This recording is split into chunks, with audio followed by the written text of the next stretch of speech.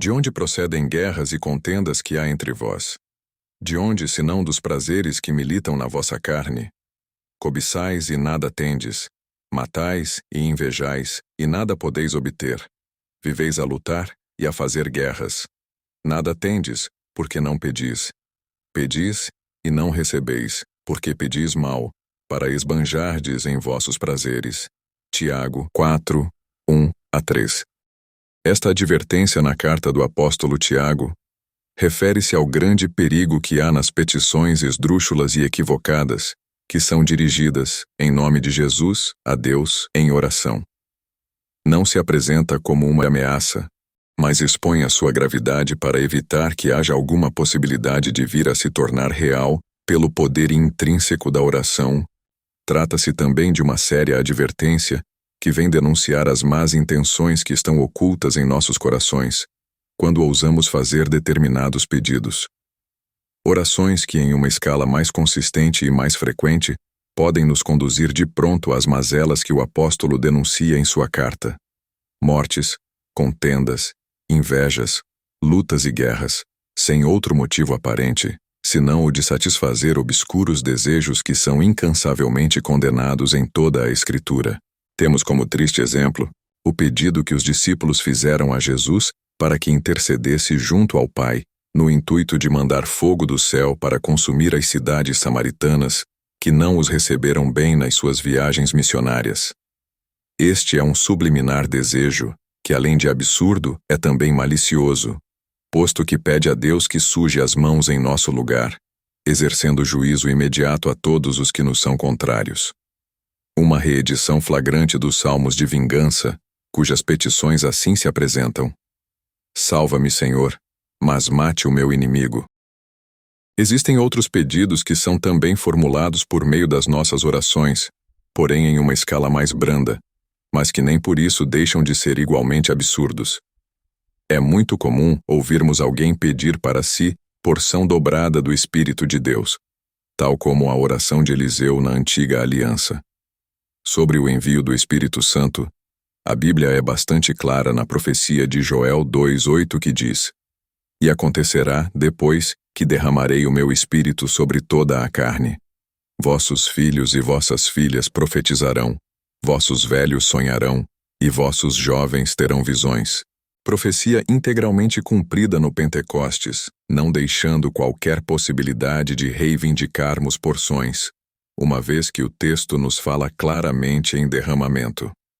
Ou seja, o texto fala que o Espírito seria derramado, tal como testemunhado por uma diversificada multidão em Jerusalém, quando da festa judaica de Pentecostes, derramado sobre toda a carne, e não somente sobre alguns poucos que pediram, ou que foram achados merecedores, um derramamento total e irrestrito. O Evangelho de Jesus reafirma a profecia de Joel, de uma forma bastante contundente quando relata o provocativo episódio da unção de Jesus por uma mulher de vida duvidosa, na casa de Simão, em Betânia.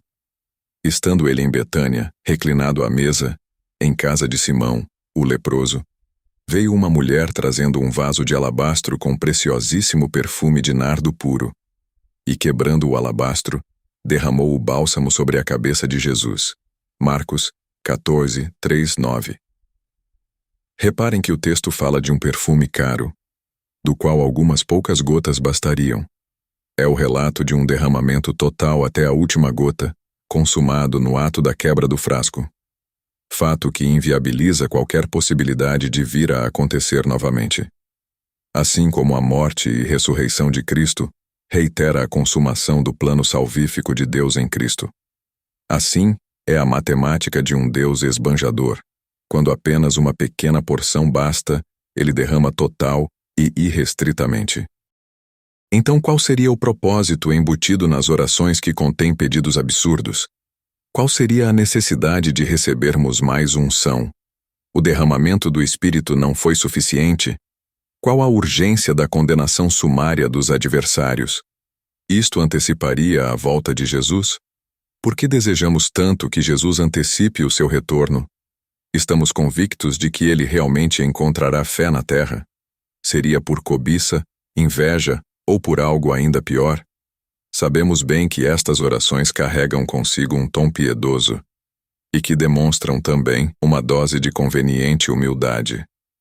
Mas o que se pode observar é que elas são, no mínimo, suspeitas, pois não buscam somente a bênção pela bênção, mas visam alcançar bênçãos diferenciadas, bênçãos lotadas de privilégios, de dons exclusivos, petições inconcebíveis em toda e qualquer oração que leva à chancela do santo nome de Jesus, o Cristo.